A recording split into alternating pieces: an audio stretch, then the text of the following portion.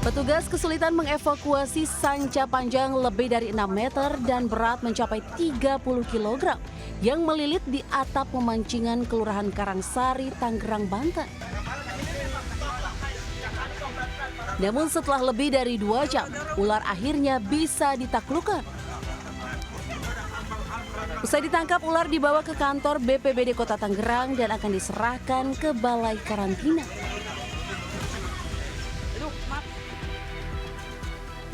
Sementara di Cilacap, Jawa Tengah, warga geger dengan kemunculan ular king cobra berukuran 5 meter dengan berat 12 kg.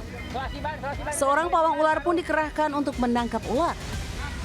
Setelah 1 jam, ular bisa ditaklukkan menggunakan sebatang kayu. Diperkirakan ular sudah memangsa 7 ekor ayam milik warga. Usai ditangkap, ular dibawa oleh sang pawang. Dari Tangerang, Banten dan Cilacap, Jawa Tengah, Tim Liputan iNews melaporkan.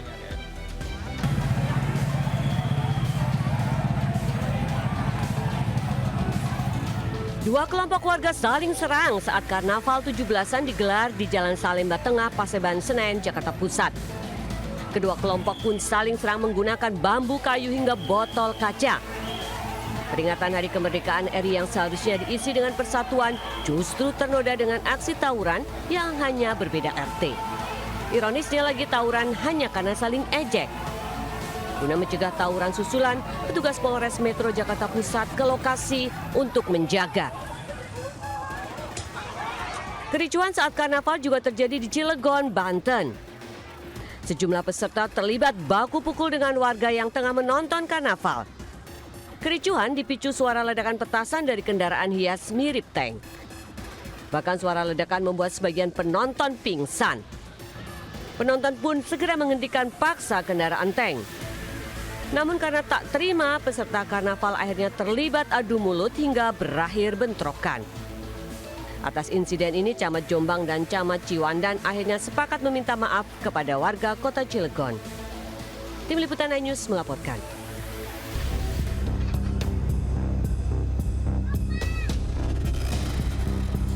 Seorang mak-mak yang tengah asyik bermain ponsel tiba-tiba menjadi korban jambret di Jalan Soaib 2 Kebonjeruk, Jakarta Barat.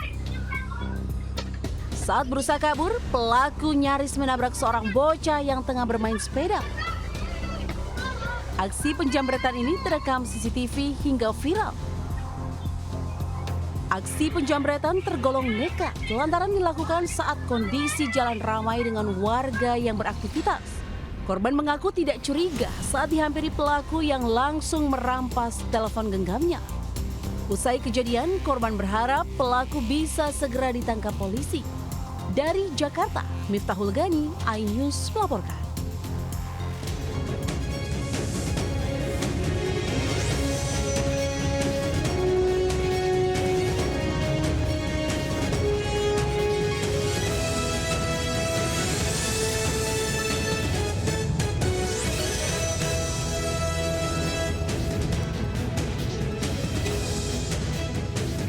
Assalamualaikum warahmatullahi wabarakatuh. Selamat siang pemirsa. Selain berita tadi, sejumlah informasi menarik lainnya juga akan mengisi Lintas iNews Siang hari ini. Bersama saya Desvita Bionda, inilah Lintas iNews Siang selengkapnya.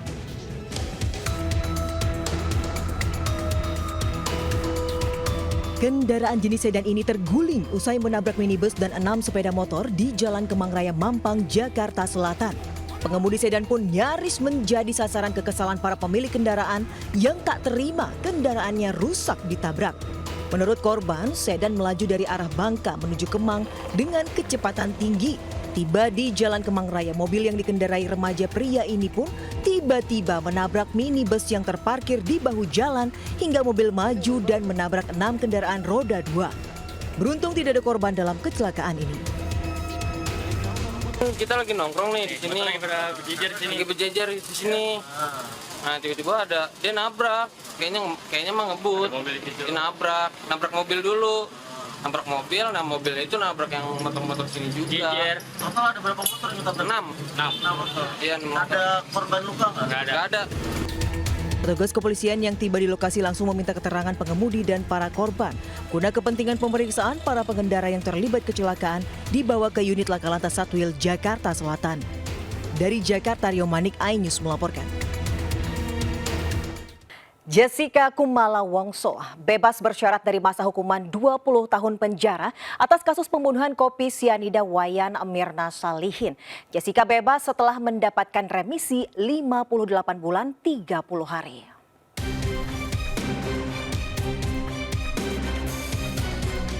Jessica Wongso Minggu pagi resmi dibebaskan dari Lapas Wanita Pondok Bambu, Jakarta Timur.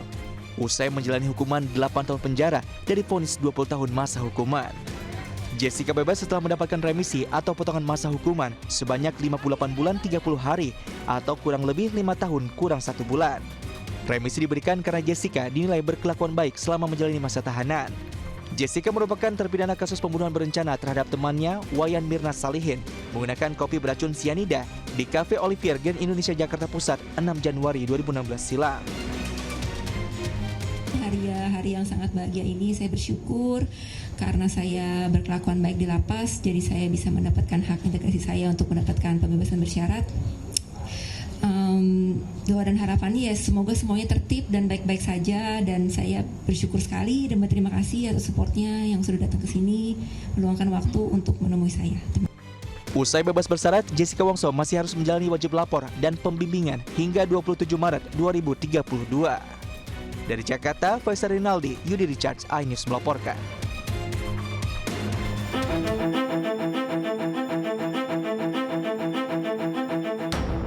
Kasus pembunuhan berencana Jessica Wongso berawal dari pertemuannya dengan Wayan Mirna Salihin, teman sekelasnya di Billy Blue College of Design Australia.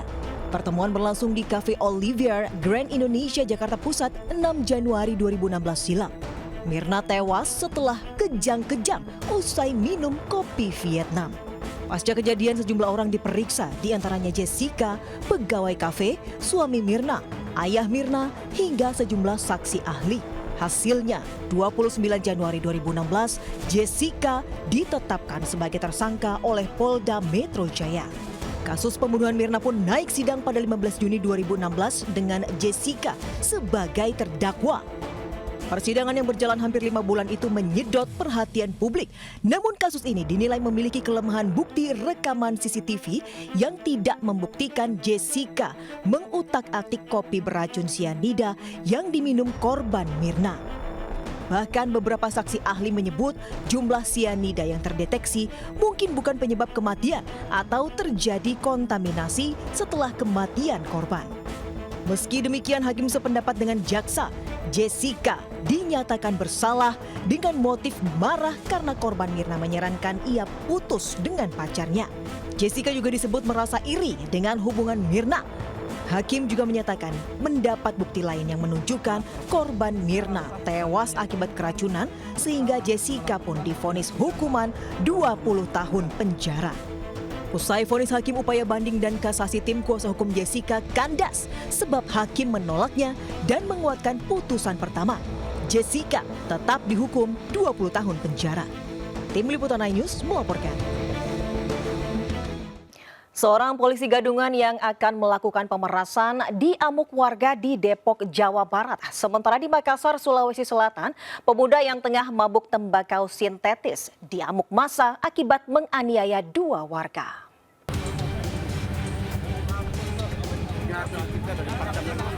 Seorang pemuda menjadi polisi gadungan ini sempat menjadi sasaran amukan warga di Jalan Boulevard GDC Cilodong, Depok. Sebelumnya, pelaku sempat melakukan penganiayaan hingga korban berteriak minta tolong. Warga pun segera berdatangan dan menangkap pelaku hingga tidak berkutik. Guna pemeriksaan lebih lanjut, pelaku bersama korban digelandang ke Polres Metro Depok. Bang, tahunya itu polisi gadungan? Kata yang si bapak ini. Kata korban? Yang korban. Kan kita juga sempat misalnya tuh si bapaknya yang pas dipukulin, Pak, sabar dulu Pak, kalau ada apa, saya ditipu. Mau polisi gadungan. Itu kenapa sih? Bisa ditangkap sama polisi gadungan itu apa emang? Kalau gua bilang kalau masalah ini, Nggak tahu. kalau masalah kasusnya. Sementara di Makassar, Sulawesi Selatan, seorang pemuda YS menjadi sasaran amukan warga karena menganiaya korban lainnya di Jalan Abdullah Daeng Sirua. YS diduga mabuk usai mengonsumsi tembakau sintetis.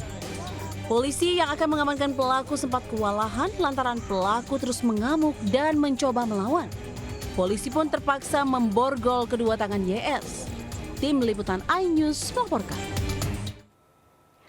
Pemirsa, seorang balita diduga menjadi korban penganiayaan oleh seorang wanita yang merupakan teman ibunya di Goa, Sulawesi Selatan. Sementara di Makassar, jasad bayi ditemukan di lahan kosong dalam kondisi membusuk.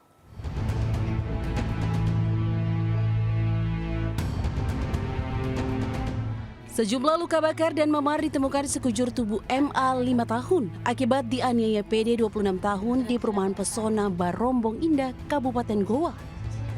Korban dianiaya dengan bara rokok dan dipukuli punggungnya dengan gagang sapu. Hasil pemeriksaan, pelaku tega menganiaya korban lantaran kesal saat dititipkan oleh ibunya. Bahkan beberapa kali penganiayaan disaksikan tetangganya. Antara orang tua korban dan pelaku ini, mereka itu adalah teman, sahabat. Jadi setelah ibu korban ini mencari nafkah karena orang tua korban ini kan sudah pisah. Sudah pisah semenjak menikah beberapa tahun yang lalu, mereka sudah pisah. Kemudian ibu korban ini menuju Kabupaten Sidrap untuk mencari nafkah.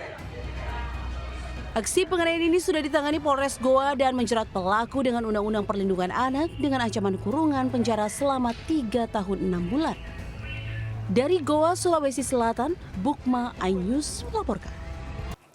Seorang pelajar hilang saat mendaki di Gunung Agung di Karangasem, Bali. Sebelumnya, korban terpisah dari rombongan yang mendaki hingga di ketinggian kurang lebih 2.600 mdpl.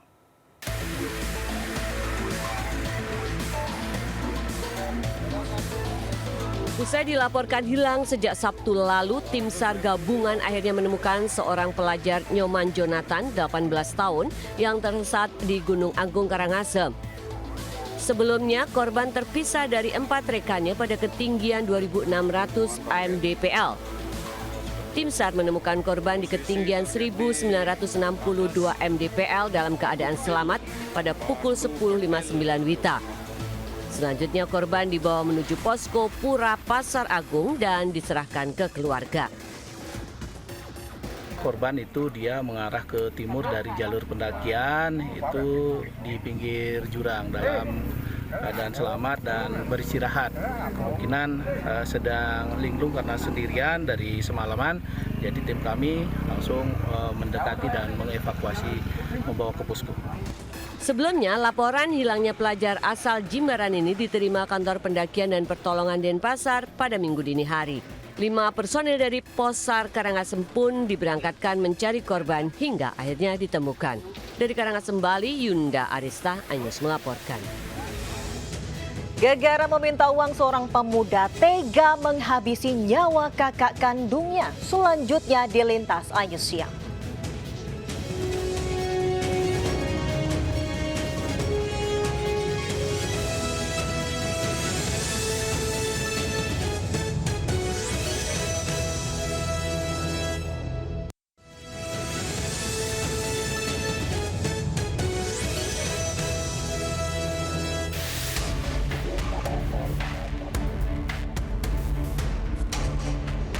Sempat viral di media sosial unggahan seorang konten kreator terkait bakso dengan daging tikus di Surabaya, Jawa Timur.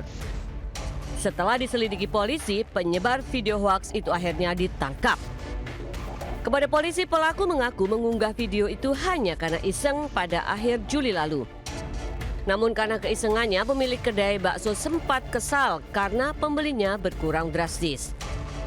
Meski kini telah berdamai, pelaku diminta membuat klarifikasi dan permintaan maaf di semua platform media sosial. Dengan ini menyampaikan permohonan maaf yang sebesar-besarnya kepada Pak Rujito, pemilik bakso Ronggolawe, atas perbuatan saya yang menyebarkan video hoaks bakso bulu tikus Ronggolawe, dan saya bukan pembuat video tersebut pada tanggal 14 Juli 2024. Klarifikasi ya berarti ya. Klarifikasi ya. Klarifikasi yang benar. Video klarifikasi ya. Video klarifikasi. Ya, terima kasih.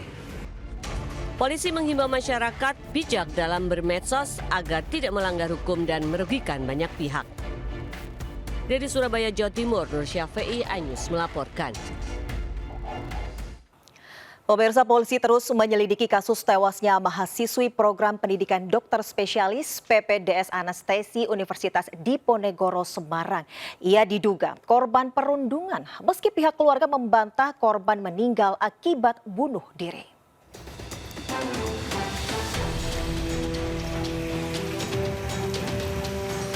Petugas Unit Perlindungan Perempuan dan Anak Satreskrim Polrestabes Semarang kembali mendatangi rumah indekos Dr. Aulia Risma Lestari guna pemeriksaan tambahan. Petugas memeriksa isi rekaman kamera CCTV salah satu ruangan di rumah indekos. Polisi juga mengecek kamar yang ditempati oleh dokter muda itu. Hasil penyelidikan sementara, polisi menemukan sejumlah obat-obatan termasuk jarum suntik yang masih ada cairannya diduga obat anestesi. Ini akan kita forensikan dan kita juga sudah koordinasi dari pihak FISIP sendiri dan pihak Undip sendiri ini melakukan investigasi dulu. Sehingga ini tentunya dengan investigasi yang internal ini tentunya bisa membantu dari pihak kepolisian nanti terkait dari motif dari bunuh diri ini sendiri. Sementara keluarga Dr. Aulia Risma membantah kematian korban karena bunuh diri. Hal itu berdasarkan rekam medis korban yang memiliki riwayat penyakit saraf kejepit dan pernah menjalani operasi. Korban juga sering mengeluh sakit jika kelelahan saat bekerja. Keluarga menduga Aulia Risma merasakan sakit dan kelelahan dalam keadaan darurat sehingga menyuntikkan obat anestesi melebihi dosis. Namun soal dugaan adanya perundungan terhadap korban, pihak keluarga menyerahkannya kepada pihak terkait. Terkait itu kan ini yang menjadi lagi sedang viral menjadi perundungan. Kami akan buka terang benderang apabila dari penegak hukum meminta keterangan resmi dari kami. Hasil visum korban Dr. Aulia Risma meninggal akibat mati lemas.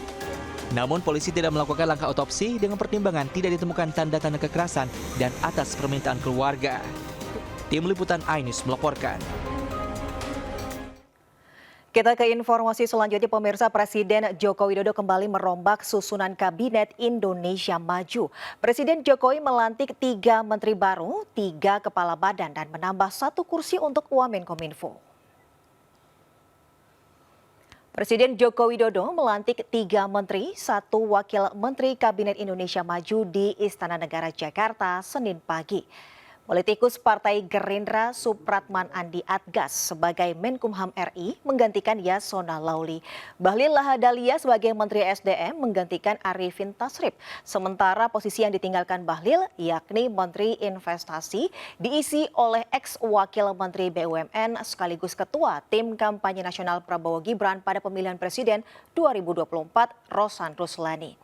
Selain menteri, Jokowi juga menambah kursi Wamenkominfo dengan melantik Angga Raka Prabowo, serta melantik Dadan Hindayana sebagai Kepala Badan Gizi Nasional, Hasan Nasbi sebagai Kepala Kantor Komunikasi Kepresidenan, dan Taruna Ikrar Kepala BPOM. Menurut Koordinator Staf Khusus Presiden Ari Dwi Payana, pengangkatan menteri dan wakil menteri diperlukan untuk mempersiapkan dan mendukung transisi pemerintahan agar berjalan baik, lancar, dan efektif. Lomba panjat pinang Hari Kemerdekaan berakhir tragis hingga menewaskan seorang peserta. Lintas iNews Siang segera kembali.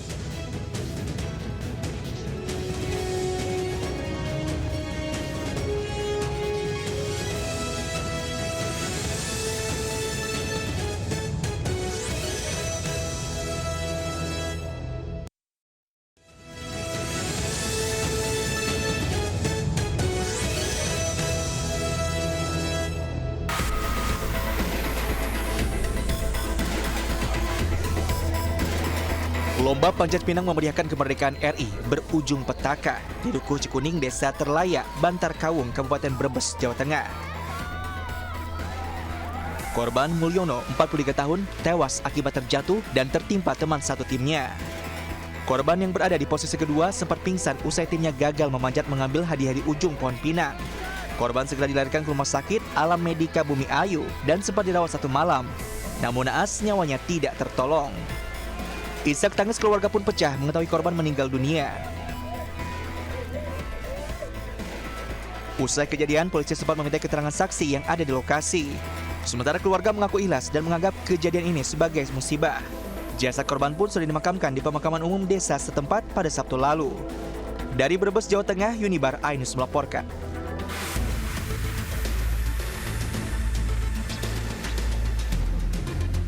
Polisi mendatangi kediaman AR, 29 tahun, untuk melakukan penangkapan usai laporan KDRT dari sang istri di daerah Lubuk Binturun, Koto Tangah, Padang. Pelaku yang merupakan mantan karyawan BUMN sempat mengelak dan menolak ditangkap. Sebelumnya, korban sudah melapor polisi dan mengalami luka di lengan sayatan pisau cutter dan memar di punggung akibat dilempar helm.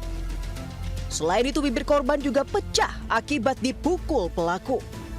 Kepada polisi, pelaku mengaku kalap lantaran curiga istrinya berselingkuh dan menelantarkan anak. Kasus penganiayaan terhadap seorang wanita atau seorang ibu. Alhamdulillah telah berhasil sebagai diduga pelaku kita amankan tadi di daerah Lubuk Binturun. Perbuatannya untuk kasus yang dilaporkan yaitu penganiayaan. Atas perbuatannya, tersangka dijerat dengan pasal tentang KDRT dengan ancaman hukuman maksimal 10 tahun penjara. Dari Padang, Sumatera Barat, Budi Sunandar, iNews melaporkan. Pemirsa, 2 pahlawan Indonesia hadir dalam film pendek yang menceritakan perjuangan mereka dalam meraih mimpi. Film ini dirilis dalam momen peringatan 90 tahun kehadiran Lifebuoy di Indonesia dan sudah dilihat lebih dari 1,5 juta penonton.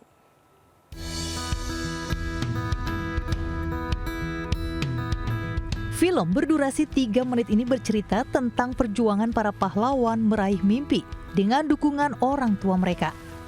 Dengan judul 90 tahun lindungi anak Indonesia meraih mimpi, film ini dirilis berdekatan dengan Hari Kemerdekaan Republik Indonesia. Dari awal ya, orang tua yang selalu, khususnya ibu ya, yang selalu menjaga saya, lalu juga yang selalu ada ya dalam situasi apapun. Dan saat saya mungkin lagi sedih, lagi kalah gitu kan, ibu saya, papa saya selalu memberikan semangat, memberikan support. Perilaku bersih hidup sehat merupakan syarat mutlak untuk orang tua meyakinkan bahwa anaknya bisa tumbuh kembang optimal.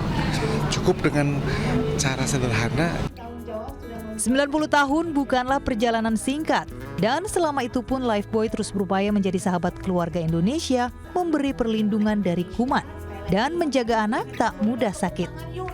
Kami akan selalu mengupayakan yang terbaik untuk mengedukasi perilaku hidup bersih sehat di Indonesia, khususnya cuci tangan pakai sabun, supaya anak-anak kita, generasi-generasi kita mendatang akan semakin sehat, gak gampang jatuh sakit.